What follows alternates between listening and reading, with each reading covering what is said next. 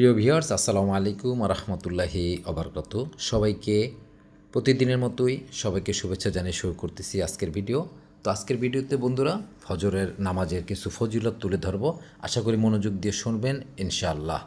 ফজরের নামাজ দিনের শুরুতেই আল্লাহর রহমত ও বরকত নিয়ে আসে। এটি আদায় করলে বান্দা সরাসরি মহান আল্লাহর সুরক্ষায় চলে যান এবং ফেরেশতারা তারা সাক্ষ্য দেন। এছাড়া এটি দুনিয়ার যাবতীয় সম্পদের চেয়ে উত্তম এবং কিয়ামতের দিন পরিপূর্ণ নূর বা আলো দান করবেন। আলহামদুলিল্লাহ, ফজরের নামাজের কিছু গুণাগুণ ফজিলত এখানেই তুলে ধরতে চাই।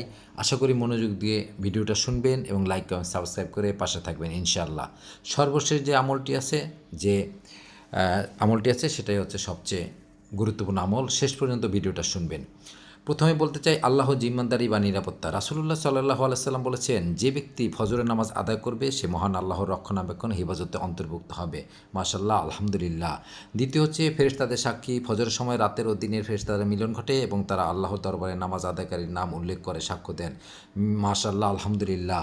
দুনিয়ার সেরা প্রাপ্তি। রাসূলুল্লাহ সাল্লাল্লাহু আলাইহি সাল্লাম এর হাদিস অনুযায়ী ফজরের 2 রাকাত সুন্নত নামাজ পুরো দুনিয়া এবং এর মধ্যে যা কিছু আছে তার চেয়ে উত্তম।